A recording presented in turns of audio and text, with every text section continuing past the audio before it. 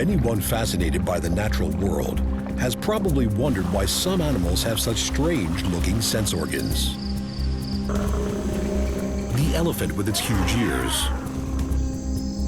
the antennae of a butterfly, which up close look like feathers, the snake with its split tongue.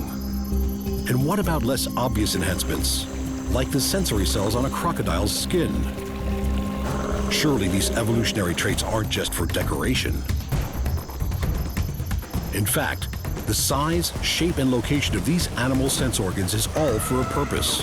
And just like us, animals rely on their senses to communicate with each other, find their way around, stay safe, and most importantly, to find food. When you see how superior some animal senses are compared to those of humans, you might wonder how we ever managed to stay on top of the food chain. Animal super senses. You won't believe what's possible.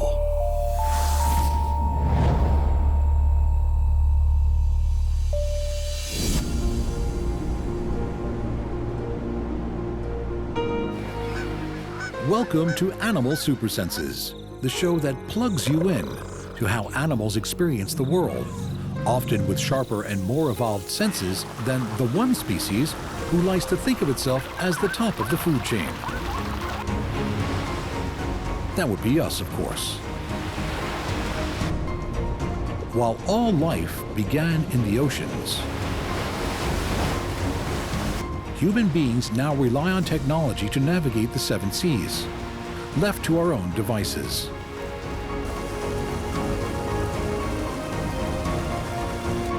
We're like the proverbial fish out of water, only the other way around. Once underwater, with light diminished, our vision becomes blurred, our hearing becomes muffled and distorted, and our sense of smell is rendered completely useless.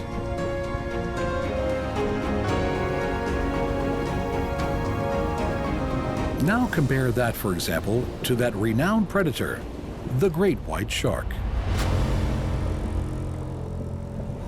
This elegant killing machine is perfectly attuned to every sight, sound, scent, chemical, and electrical signal of its marine environment. We'll pay a slightly nervous visit to the great white a little later in the episode.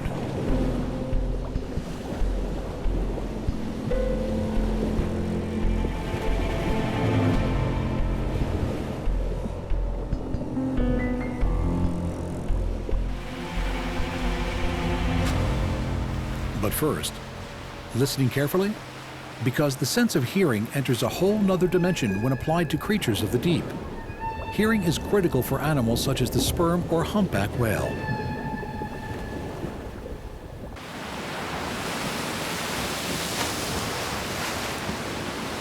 For one thing, light fractures and weakens underwater, so vision becomes a less important tool for survival.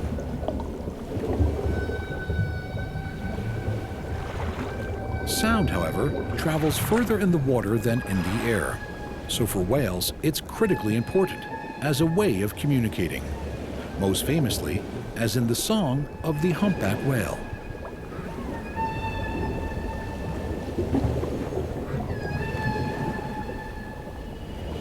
Humpback whales are members of the cetacean family, which includes whales, dolphins, and porpoises, all of which have well-developed senses of hearing.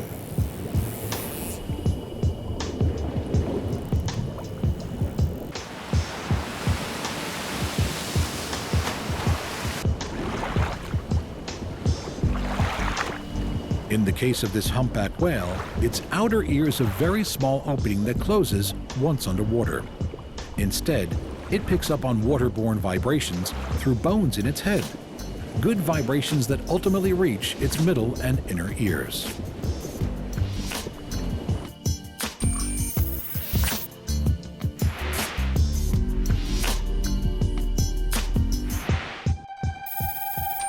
Fascinatingly, the ancestors of the whale actually walked on land.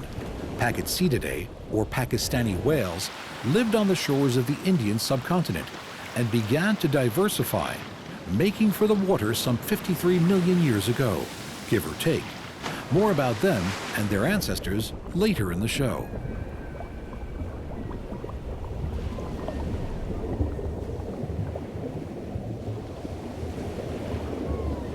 Meanwhile, to be a little bit more specific about what hearing is, it's the ability to sense sonic vibrations. Sound and what is known as vibrational stimuli, they pretty much amount to the same thing underwater. The scene now is the Coral Triangle. This is the area of tropical marine waters around Malaysia, the Philippines, Indonesia, and East Timor. A tropical paradise in many regards, sometimes known as the Amazon of the seas.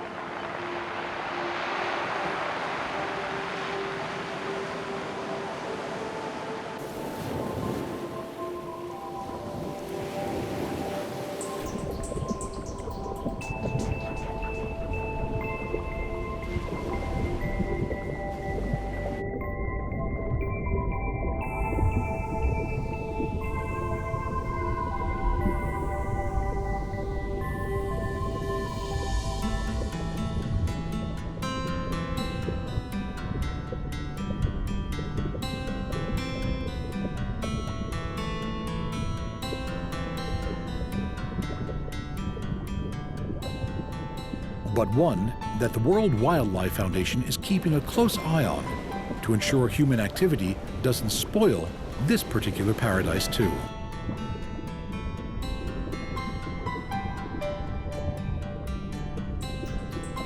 Among the countless species that call the Coral Triangle home, you'll find plenty of cephalopods. Plenty of what? Cephalopods. Like cuttlefish and this octopus are invertebrate, spineless mollusks with generally large heads and symmetrical bodies.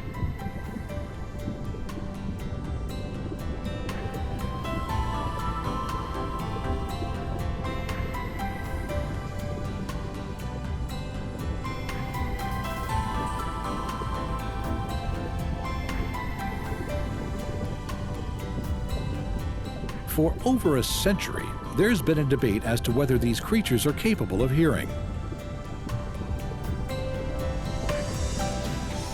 But the consensus seems now to be that they can, either by something called the statocyst organ, a fluid-filled sac lined with sensory hairs that also helps them to maintain balance, or they can hear via lateral lines, similar to that found in fish, visible lines on the fish's body comprised of sense organs which detect pressures and vibrations.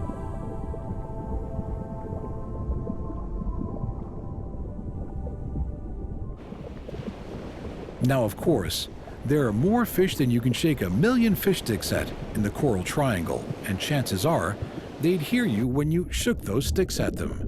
Because as any goldfish owner can tell you, at any kind of threatening sound, a fish will curl into a tight C shape and head in the opposite direction. So whether in a goldfish bowl or the Coral Triangle, we know that fish can hear, but believe it or not, scientists are somewhat divided as to how. Here are the two main theories. The bodies of fish have about the same density as water, which means that sound passes through their bodies. But fish have bones in their inner ear, which are called otoliths. These bones are denser than both the water and the fish's body. This means these bones move at a slower pace than the rest of the fish's body, and also the speed of the sound waves.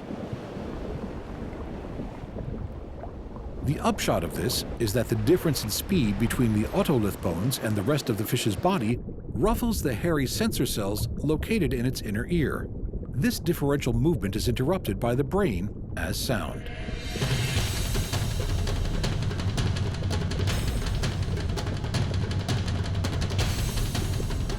Then there are the lateral lines we mentioned before. These are essentially a set of tubes located just under the fish's, or in this case, the shark's body. Water enters these tubes through the pores of the skin. The tubes are lined with hair cells, which are connected in turn to sensory nerves. When anything gets close to a shark, The water running through the lateral lines moves to and fro. This stimulates the sensory cells, which alerts the animal to whatever prey or predators may be in the vicinity.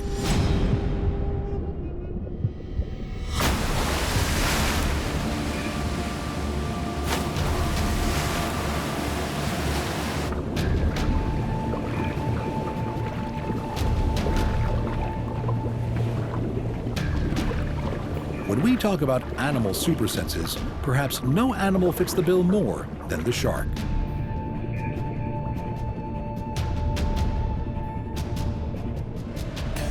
In the popular imagination, we imagine them, like this blacktip shark, moving stealthily through the water and then seizing their prey without mercy, relentless and unstoppable.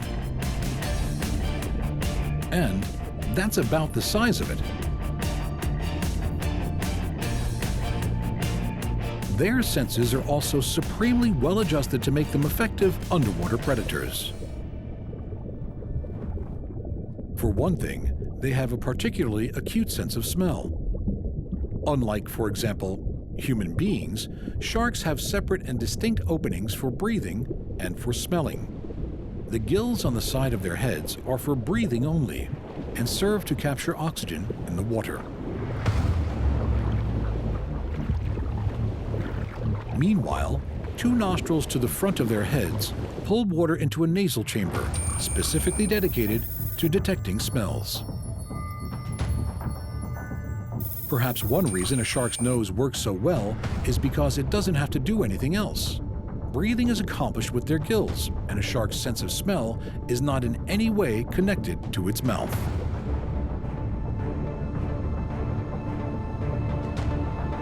But a shark's sensory arsenal doesn't end there. Sharks come with a unique sense organ as standard equipment, something called the Ampullae of Lorenzini. They were first described back in the 17th century by one Stefano Lorenzini. They consist of small clusters of electrically sensitive receptor cells found just under the skin. These are connected to the water by pores on the shark's snout and head.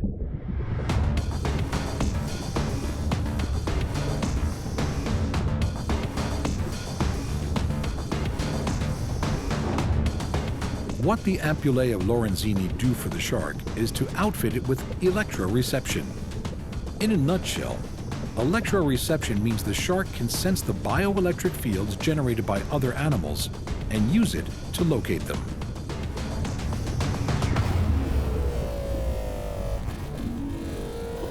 And hey, you'd expect the ultimate predator to know where its next meal is coming from, right?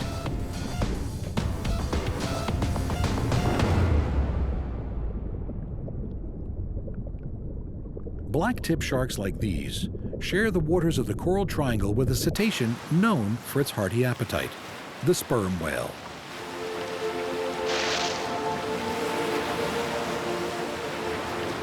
And also with the sperm whale's distant cousin, the dolphin, a marine mammal who is no slouch in the appetite department either.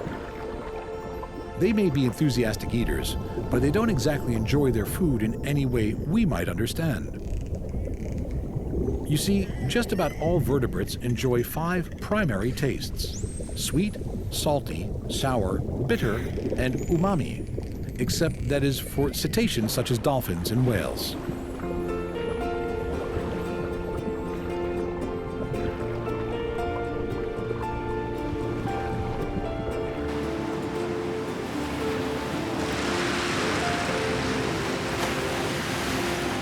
New research has revealed at some point in their evolutionary journey, they lost the ability to perceive anything but salt. Scientists believe this took place between 53 million years ago, at the point when whale ancestors, Pachycetidae, took to the seas, and 36 million years ago, when they split into 2 groups, toothed and baleen whales. Then again, if you swallow your food instead of chewing it, perhaps not having a sense of taste isn't such a great loss.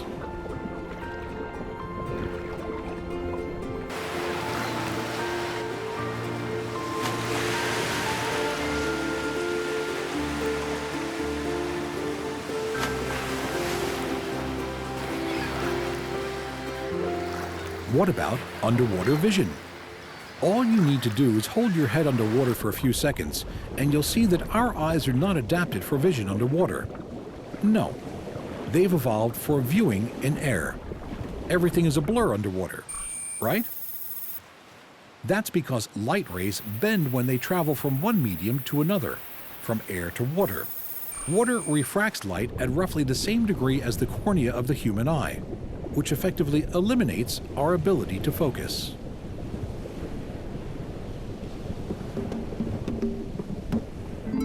Fish eyes are more spherical in shape, allowing them to focus under the waves. In many cases, they're also sensitive to a larger range of the color spectrum, including ultraviolet light. As light passes through deeper and deeper waters, more color is absorbed and diluted.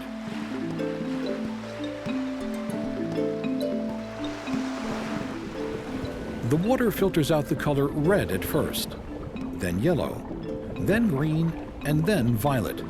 The color blue is the last to go. And yet, as recent studies show, ultraviolet light penetrates far deeper into the water than used to be thought. Could this be the reason why so many fish are so very colorful? That while their colors might, to the human eye, be muted by the ocean depths, to a fish with ultraviolet sight, these creatures still stand out as bright and beautiful.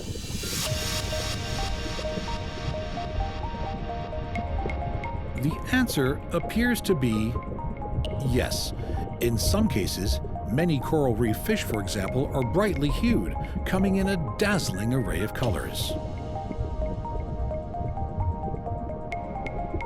The harlequin tuskfish, mandarin fish, coral trout, regal angelfish, and stoplight parrotfish all spring to mind. Scientists believe that some fish use their brightly colored skins to attract a mate. But, as with so much in nature, it's more complicated than that.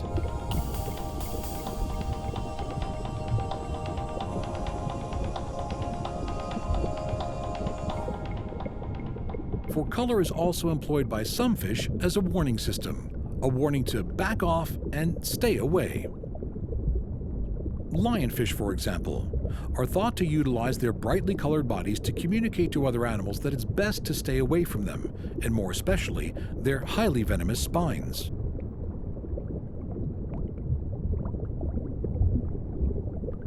Then again, there are instances when fish like to blend in with their surroundings.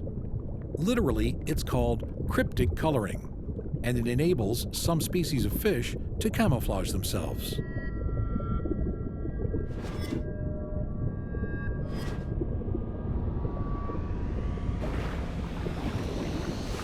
A predator, like the great white shark, might seem like the last customer who would need to hide itself away. But the great white, along with many other open sea fish, uses counter shading to camouflage itself on a regular basis.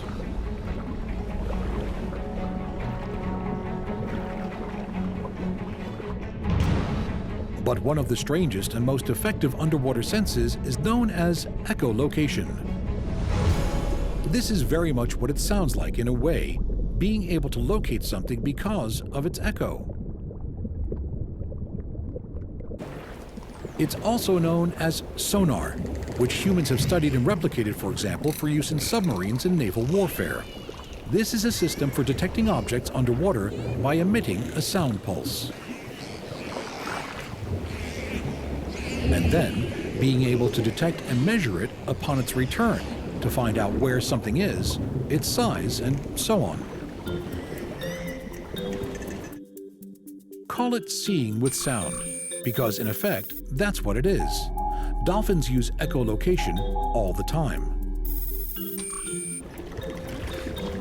Like all toothed whales, dolphins have specialized fat located in their jaws which convey sound waves from the ocean to their ears.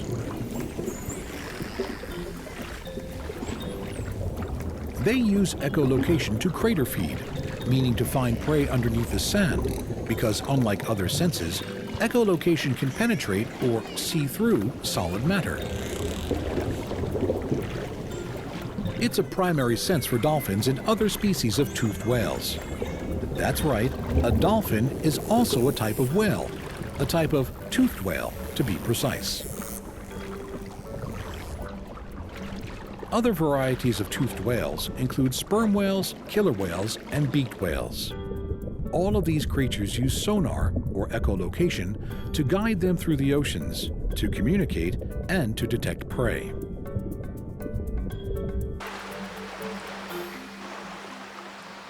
As you'll recall, the distant, 50 million years plus distant ancestors of whales were actually land-dwelling mammals, who probably saw things quite well in the open air. Echolocation helped them adapt to life underwater.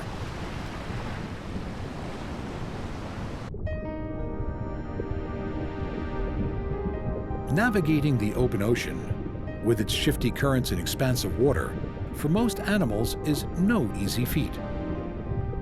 But sea turtles have to face up to the challenge.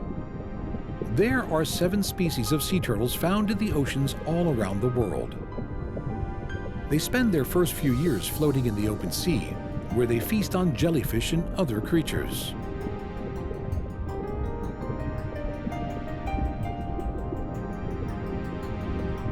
But at some point, they need to find their way to the beach to breed. And it's not just any beach. They return to the one they were born on.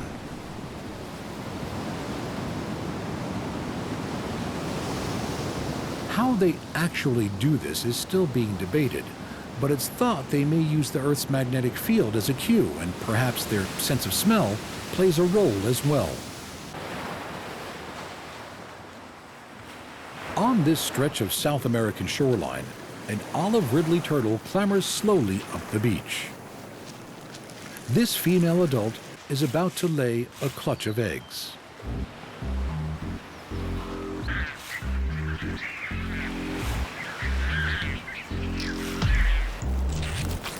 Over 100 eggs can be deposited in a nest at any one time.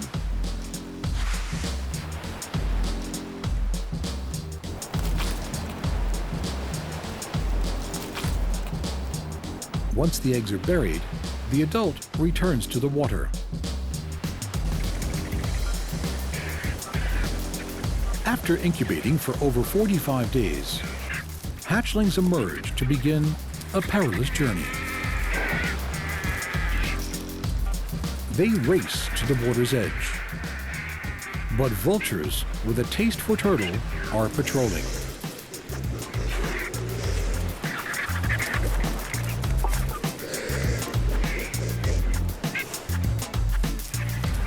And even when they reach the sea, it's still not safe. Few hatchlings make it to the feeding grounds in the open ocean. It could be why the olive ridleys have a remarkable nesting strategy. In a spectacular mass nesting get-together known as an arrabada, thousands of females come ashore simultaneously to lay eggs. How the females know the time is right is unknown. They may release a scent that cues the start. But with no conclusive answer, the arrabada continues to be one of nature's great secrets.